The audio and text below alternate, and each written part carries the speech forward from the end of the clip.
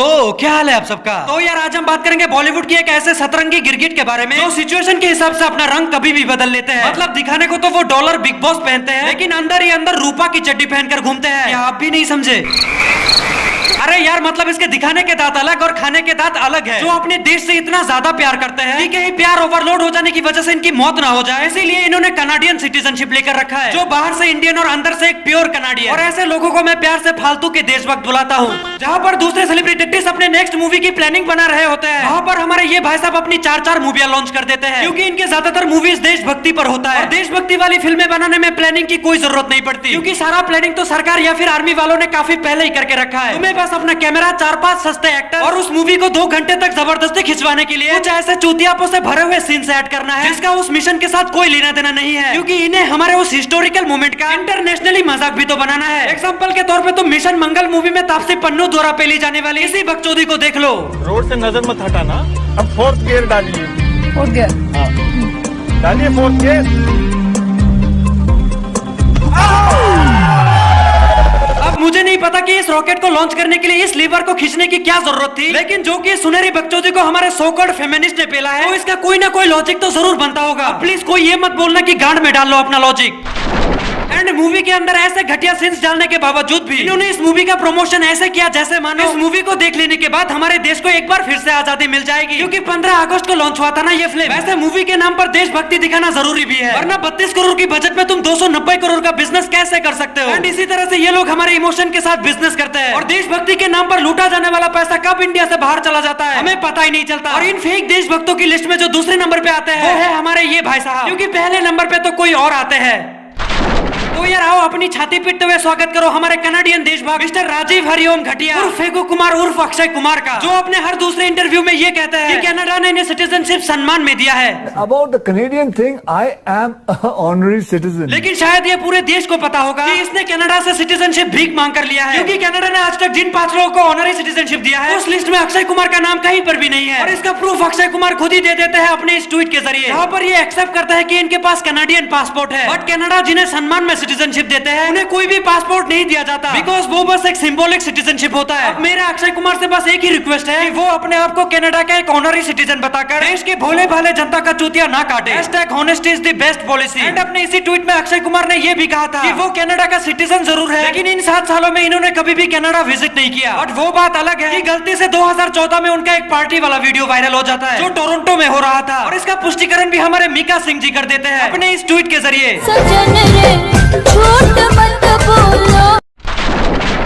And I must tell you also one thing. This is my home. Toronto is my home. After I retire from this industry, I'm going to come back here and stay here. मतलब China के products खरीदना और इसके movies देखना बिल्कुल same बात है, क्योंकि पहले केस में तुम्हारा पैसा चाइना जाने वाला है और दूसरे केस में कनाडा। अब ऐसी चीजों का बॉयकॉट करोगे तभी तो इंडिया आत्मनिर्भर बनेगा। क्यों सही कहा ना अक्षय भाई? And as always, I will do my best to make the people of Canada proud. तो यार वहाँ जाकर अपनी दुकान चलाओ ना, यहाँ पर क्या घुइया छीलने के लिए बैठे हो? सॉरी, अब हर जगह तो तुम फेक देशभक्ति दिखाकर सालाना 400 करोड़ रुपया तो नहीं कमा सकते ना। सही पकड़े हैं। As Canada is very close to my heart. वाह क्या बात है, 10 साल में कनाडा इसके दिल के करीब हो गया। जिस देश ने इसे कनाडा जाने के पैसे दिए वो कहाँ है फिर? I don't know. फालतू के देशभक्त मैं इन्हें ऐसा ही नहीं बुलाता, इनके इन्हीं हरकतों की वजह से बुलाता हूँ। यही नहीं, अभी और सुनिए। It is not terrorism जो होता है वो कंट्री में नहीं होता है, वो कुछ एलिमेंट होते हैं। टेररिज्म तो इंडिया में भी है, इंडिया में भी है। अबे ओ करण जौहर की खुदाई से भटकी हुई आत्मा, एक बार खुद ही बोलते हो कि टेररिज्म किसी कंट्री में नहीं होता, दूसरी बार कहते हो टेररिज्म तो इंडिया में भी है। अरे कहना क्या चाहते हो? एंड तुम्हारे जनरल इन्फॉर्मेशन के लिए बता दूं, इंडिया वो देश है जो 70 सालों से टेररिज्म के अगेंस्ट फाइट कर रहा है। बट तुम्हें कैसे पता होगा, तुम तो कनाडा वाले हो ना। टेररिज्म जो होता है वो कंट्री में नहीं होता, वो कुछ एलिमेंट होते हैं। टेररिज्म तो इंडिया में भी है। देखा आपने, लापरवाही का नतीजा है। ऐसे ही पोलियो की खुराक न लेने से पोलियो आपके बच्चे को पकड़ सकता है। अब आओ अक्षय कुमार की लाइफ को हम थोड़ा रिवाइंड करके देखते हैं, जब ये सिगरेट को भी स्वैग से बेचा करते थे।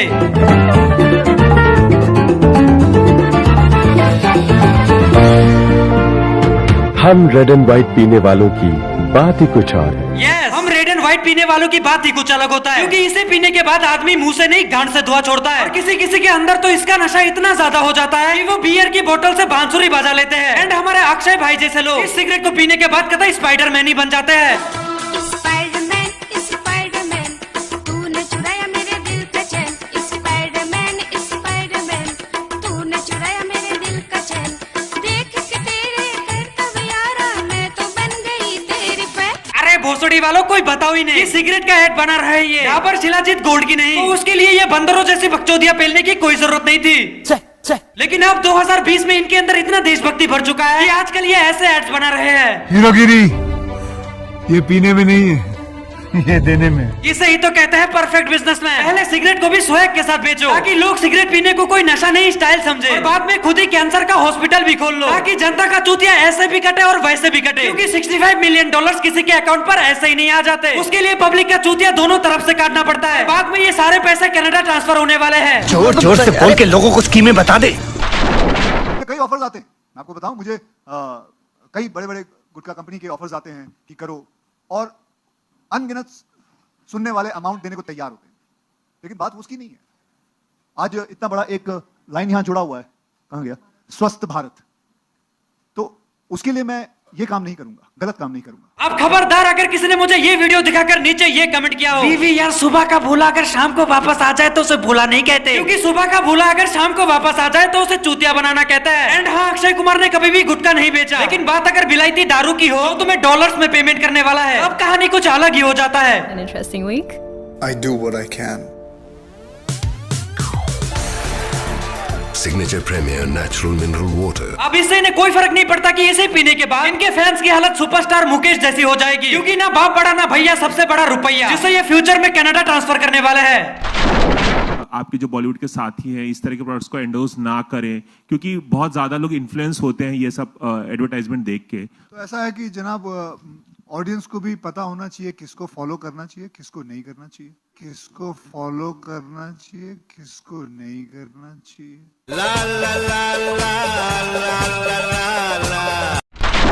अब यार जो भी कह लो, लेकिन अक्षय कुमार जैसा देशभक्त तुम्हें इस पूरे दुनिया में और कहीं भी नहीं मिलेगा, क्योंकि इनके तेल और टाइल्स में भी देशभक्ति छुपा होता है। बिल्कुल सही, घर का स्वाद है आपके खाने में सर, कमाल है। घर का स्वाद तो होना ही था, आपके घर से जो हूँ, जैसे 130 करोड़ और हैं।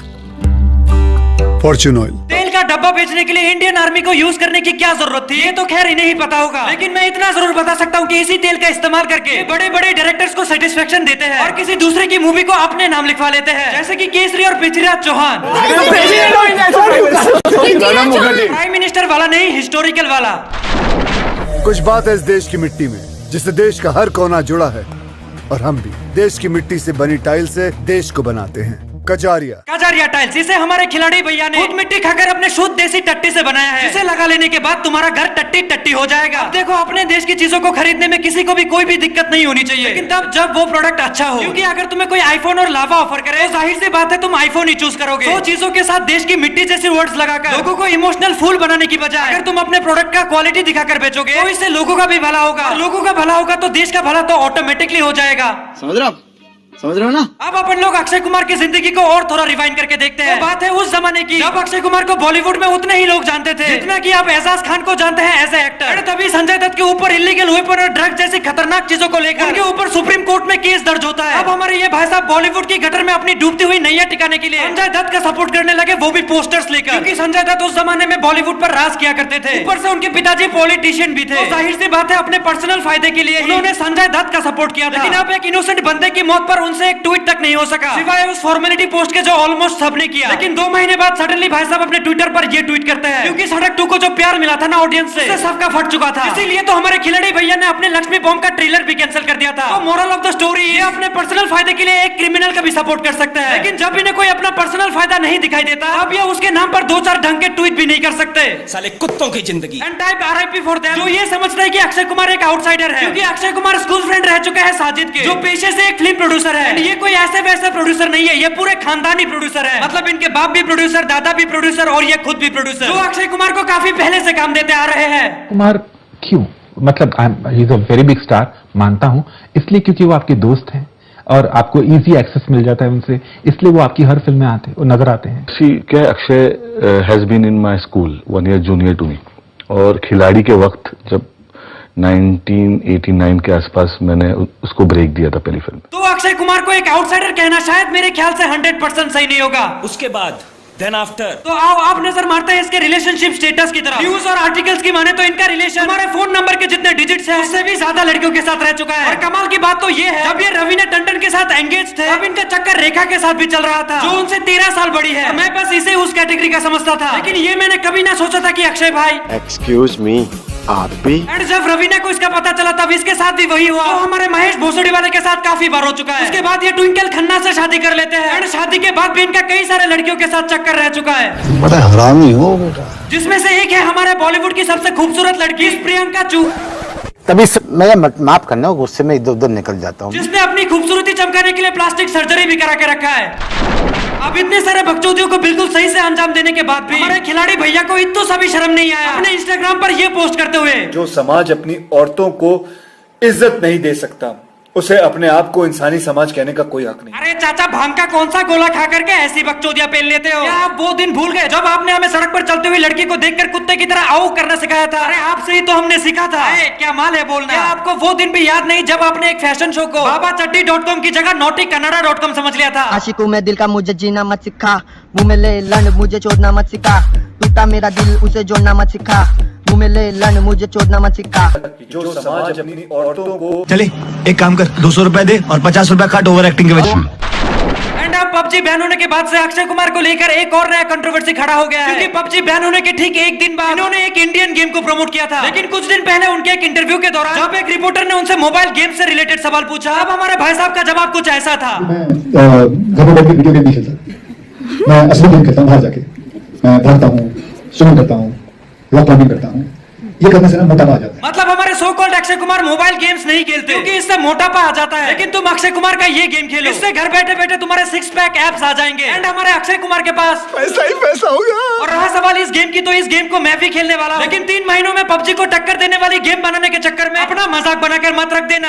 #request 2.0। अब इस वीडियो को देखने के बाद नीचे बहुत सारे लोग ये जरूर कमेंट करेंगे, अबे चूतिया मुंह बंद कर अपना। मुझे पता है अक्षय कुमार कितने भले इंसान है, वो कितने सारे डोनेशंस करते हैं। तो पहली बात तो ये, तुम जिसे डोनेशन बोलते हो मैं उसे गिव एंड टेक बोलता हूँ, क्योंकि ज्यादातर डोनेशन अपने इमेज को क्लियर करने के लिए होता है या फिर अपने पास्ट को छुपाने के चक्कर में, वरना डोनेशन तो साइलेंटली भी किया जा सकता है। लेकिन ये लोग अपने डोनेशन का पूरे देश में ढोल बजाते हैं, क्योंकि इससे फॉलोअर्स भी आता है और इमेज भी क्लीन होता है। एंड 20 करोड़ का फिल्म 200 करोड़ का बिजनेस भी करता है। एंड में उस 200 करोड़ का क्या होगा वो तो तुम्हें अब तक पता चल ही चुका होगा। एंड तुम लोगों से भी एक रिक्वेस्ट है, अगर कोई बंदा कुछ डोनेट कर रहा है बस इसीलिए उसको एक अच्छा इंसान समझना बंद करो। ऐसे तो भैंचोद कल को अगर विजय माल्या भी 2-4 करोड़ का डोनेशन कर दे, अब तो तुम उसके नाम पर भी पोस्ट करने लगोगे, I know this person without any reason.